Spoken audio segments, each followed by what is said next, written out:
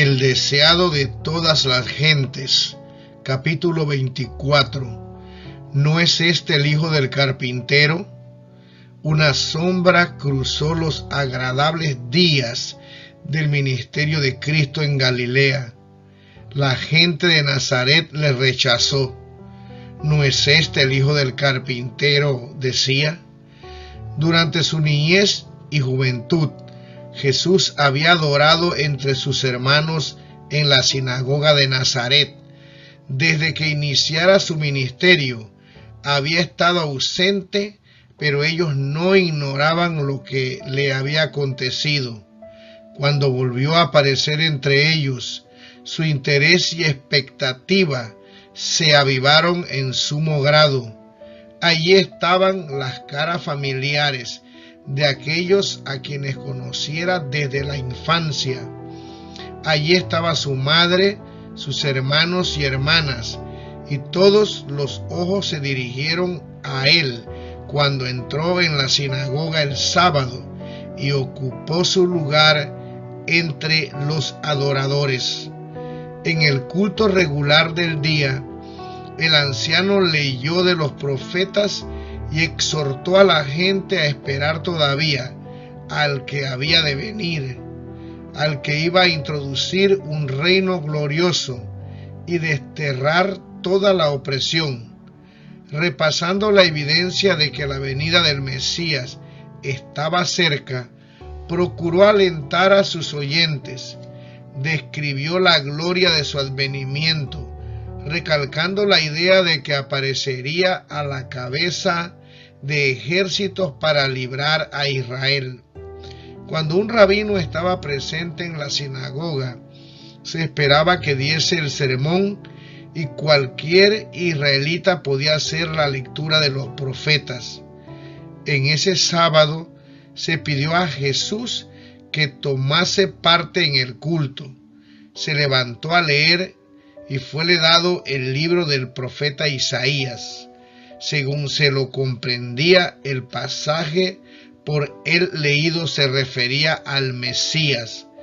El Espíritu del Señor es sobre mí, por cuanto me ha ungido para dar buenas nuevas a los pobres. Me ha enviado para sanar a los quebrantados de corazón, para pregonar a los cautivos libertad y a los ciegos vista, para poner en libertad a los quebrantados, para predicar el año agradable del Señor. Y rollando el libro, lo dio al ministro, y los ojos de todos en la sinagoga estaban fijos en él, y todos le daban testimonio, y estaban maravillados de las palabras de gracia que salían de su boca. Jesús estaba delante de la gente como exponente vivo de las profecías concernientes a él mismo. Explicando las palabras que había leído, habló del Mesías como del que había de aliviar a los oprimidos, libertar a los cautivos, sanar a los afligidos, devolver la vista a los ciegos y revelar al mundo la luz de la verdad. Su actitud impresionante y el maravilloso significado de sus palabras conmovieron a los oyentes con un poder que nunca antes habían sentido. El flujo de la influencia divina quebrantó toda barrera. Como Moisés, contemplaban al invisible, mientras sus corazones estaban movidos por el Espíritu Santo. Respondieron con fervientes amenes y alabaron al Señor. Pero cuando Jesús anunció: hoy se ha cumplido esa escritura en vuestros oídos, se sintieron inducidos repentinamente a pensar en sí mismos y en los acertos de quien les dirigía la palabra. Ellos, israelitas, hijos de Abraham, habían sido representados como estando en servidumbre. Se les hablaba como a presos que debían ser librados del poder del mal, como si habitasen en tinieblas, necesitados de la luz de la verdad. Su orgullo se ofendió y sus recelos se despertaron. Las palabras de Jesús indicaban que la obra que iba a hacer en su favor era completamente diferente de lo que ellos deseaban. Tal vez iba a investigar sus acciones con demasiado detenimiento. A pesar de su meticulosidad en las ceremonias externas, rehuían la inspección de aquellos ojos claros y escrutadores. ¿Quién es este Jesús?, preguntaron. El que se había arrogado la gloria del Mesías era el hijo de un carpintero y había trabajado en su oficio con su padre José. Le habían visto subiendo y bajando trabajosamente por las colinas. Conocían a sus hermanos y hermanas, su vida y sus ocupaciones. Le habían visto convertirse de niño en adolescente y de adolescente en hombre. Aunque su vida había sido intachable, no querían creer que fuese el prometido. Qué contraste entre su enseñanza acerca del nuevo reino y lo que habían oído decir a su anciano rabino. Nada había dicho Jesús acerca de librarlos de los romanos. Habían oído hablar de sus milagros y esperaban que su poder se ejerciese en beneficio de ellos, pero no habían visto indicación de semejante propósito. Al abrir la puerta a la duda y por haberse enternecido momentáneamente, sus corazones se fueron endureciendo tanto más. Satanás estaba decidido a que los ojos ciegos no fuesen abiertos ese día, ni libertadas las almas arrojadas en la esclavitud. Con intensa energía obró para aferrarlas en su incredulidad. No tuvieron en cuenta la señal ya dada cuando fueron conmovidos por la convicción de que era su Redentor quien se dirigía a ellos. Pero Jesús les dio entonces una evidencia de su divinidad, revelando sus pensamientos secretos. Les dijo: sin duda me diréis este refrán: médico, cúrate a ti mismo. De tantas cosas que hemos oído haber sido hechas en Capernaum, haz también aquí en tu tierra. De cierto os digo que ningún profeta es acepto en su tierra. Mas en verdad os digo que muchas viudas habían en Israel en los días de Elías, cuando el cielo fue cerrado por 3 años y 6 meses, que hubo una grande hambre en toda la tierra, pero a ninguna de ellas fue enviado Elías, sino a Sarepta de Sidón, a una mujer viuda. Y muchos leprosos habían en Israel en tiempo del profeta Eliseo, mas ninguno de ellos fue limpio, sino Naamán el Siro. Por esta relación de sucesos ocurridos en la vida de los profetas, Jesús hizo frente a las dudas de sus oyentes. A los siervos a quienes Dios había escogido para una obra especial, no se les permitió trabajar por la gente de corazón duro e incrédula. Pero los que tenían corazón para sentir y fe para creer se vieron especialmente favorecidos por las evidencias de su poder mediante los profetas. En los días de Elías, Israel se había apartado de Dios, se aferraba a sus pecados y rechazaba las amonestaciones del Espíritu enviadas por medio de los mensajeros del Señor. Así se había apartado del conducto por medio del cual podía recibir la bendición de Dios. El Señor pasó por alto las casas de Israel y halló refugio para su siervo en una tierra pagana, en la casa de una mujer que no pertenecía al pueblo escogido, pero ella fue favorecida porque seguía la luz que había recibido y su corazón estaba abierto para recibir la mayor luz que Dios le enviaba mediante su profeta.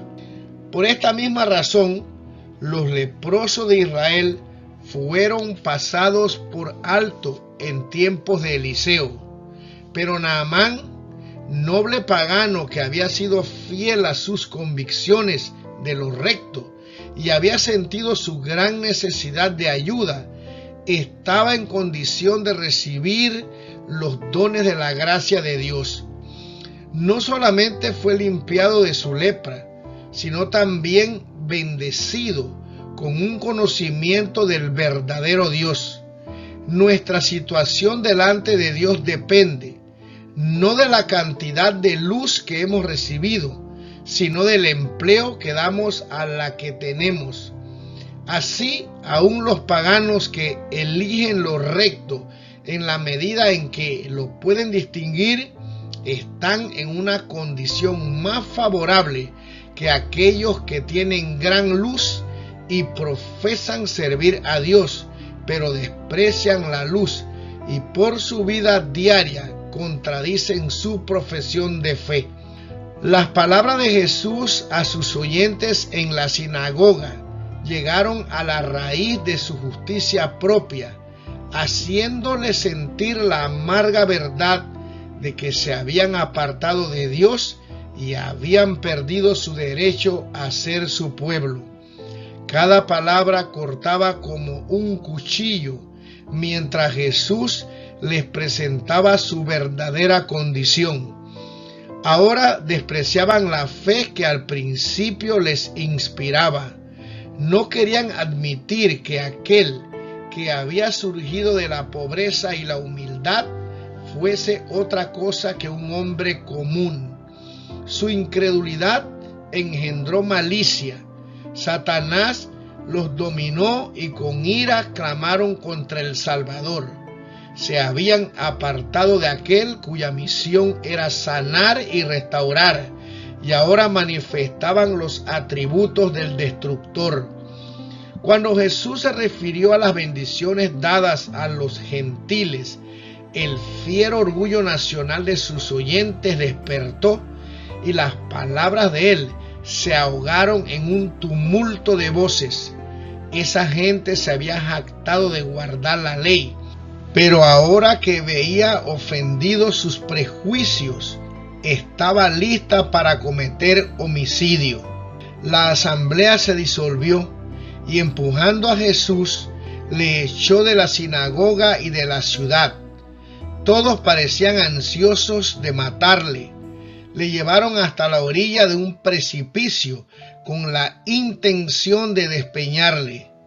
Gritos y maldiciones llenaban el aire.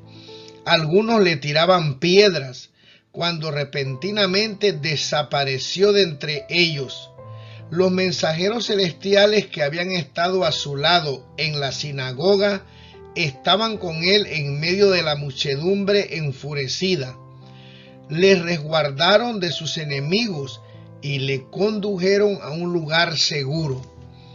También los ángeles habían protegido a Lot y le habían conducido en salvo en medio de Sodoma. Así protegieron a Eliseo en la pequeña ciudad de la montaña, cuando las colinas circundantes estaban ocupadas por caballos y carros del rey de Siria y por la gran hueste de sus hombres armados. Eliseo contempló las laderas más cercanas, cubiertas con los ejércitos de Dios, caballos y carros de fuego en derredor del siervo del Señor. Así, en todas las edades, los ángeles han estado cerca de los fieles que siguieron a Cristo. La vasta confederación del mal está desplegada contra todos aquellos que quisieren vencer, pero Cristo quiere que miremos las cosas que no se ven. Los ejércitos del cielo, acampados en derredor de los que aman a Dios, para librarlos. ¿De qué peligros, vistos o no vistos, hayamos sido salvados por la intervención de los ángeles? No lo sabremos nunca hasta que en la luz de la eternidad veamos las providencias de Dios. Entonces sabremos que toda la familia del cielo estaba interesada en la familia de esta tierra y que los mensajeros del trono de Dios acompañaban nuestros pasos día tras día. Cuando en la sinagoga Jesús leyó la profecía, se detuvo antes de la especificación final referente a la obra del Mesías. Habiendo leído las palabras, a proclamar año de la buena voluntad de Jehová, omitió la frase y día de venganza del Dios nuestro. Esta frase era tan cierta como la primera de la profecía, y con su silencio Jesús no negó la verdad. Pero sus oyentes se deleitaban en espaciarse en esta última expresión y deseaban ansiosamente su cumplimiento. Pronunciaban juicios contra los paganos, no discerniendo que su propia culpa era mayor que la de los demás. Ellos mismos estaban en la más profunda necesidad de la misericordia, que estaban tan listos para negar a los paganos. Ese día en la sinagoga, cuando Jesús se levantó entre ellos, tuvieron oportunidad de aceptar el llamamiento del cielo. Aquel que es amador de misericordia anhelaba salvarlos de la ruina que sus pecados atraían. No iba a abandonarlos sin llamarlos una vez más al arrepentimiento. Hacia la terminación de su ministerio en Galilea, volvió a visitar el hogar de su niñez. Desde que se le rechazara allí, la fama de su predicación y sus milagros habían llenado el país. Nadie podía negar ahora que poseía un poder más que humano. Los habitantes de Nazaret sabían que iba haciendo bienes y sanando a todos los oprimidos del diablo. Alrededor de ellos había pueblos enteros donde no se oía un gemido de enfermedad en ninguna casa, porque él había pasado por allí sanando a todos sus enfermos. La misericordia revelada en todo acto de su vida atestiguaba su ungimiento divino. Otra vez, mientras escuchaban sus palabras, los nazarenos fueron movidos por el Espíritu Divino, pero tampoco entonces quisieron admitir que ese hombre que se había criado entre ellos era mayor que ellos o diferente. Todavía sentían el amargo recuerdo de que, mientras aseveraba ser el prometido, les había negado un lugar con Israel, porque les había demostrado que eran menos dignos del favor de Dios que una mujer y un hombre paganos. Por ello, aunque se preguntaban ¿de dónde tiene esta sabiduría y estas maravillas?, no le quisieron recibir como el Cristo divino. Por causa de su incredulidad, el Salvador no pudo hacer muchos milagros entre ellos. Tan solo algunos corazones fueron abiertos a su bendición, y con pesar se apartó para no volver nunca. La incredulidad, una vez albergada, continuó dominando a los hombres de Nazaret. Así dominó al Sanedrín y a la nación. Para los sacerdotes y la gente, el primer rechazamiento de la demostración del Espíritu Santo fue el principio del fin. A fin de demostrar que su primera resistencia era correcta, continuaron desde entonces cavilando en las palabras de Cristo. Su rechazamiento del Espíritu culminó en la cruz del Calvario, en la destrucción de su ciudad, en la dispersión de la nación a los vientos del cielo. Oh, cuánto anhelaba Cristo revelar a Israel los preciosos tesoros de la verdad, pero tal era su ceguera espiritual que fue imposible revelarle las verdades relativas a su reino. Se aferraron a su credo y a sus ceremonias inútiles, cuando la verdad del cielo aguardaba su aceptación. Gastaban su dinero en tamo y hojarasca, cuando el pan de vida estaba a su alcance. ¿Por qué no fueron a la palabra de Dios para buscar diligentemente y ver si estaban en error? Las escrituras del Antiguo Testamento presentaban claramente todo detalle del ministerio de Cristo y repetidas veces citaba el de los profetas y decía: hoy se ha cumplido esta escritura en vuestros oídos. Si ellos hubiesen escudriñado honradamente las escrituras, sometiendo sus teorías a la prueba de la palabra de Dios, Jesús no habría necesitado llorar por su impenitencia. No habría necesitado declarar: he aquí vuestra casa os he dejada desierta. Podrían haber conocido las evidencias de su carácter de Mesías, y la calamidad que arruinó su orgullosa ciudad podría haber sido evitada. Pero las miras de los judíos se habían estrechado por su fanatismo irracional. Las lecciones de Cristo revelaban sus deficiencias de carácter y exigían arrepentimiento. Si ellos aceptaban estas enseñanzas, debían cambiar sus prácticas y abandonar las esperanzas que habían acariciado.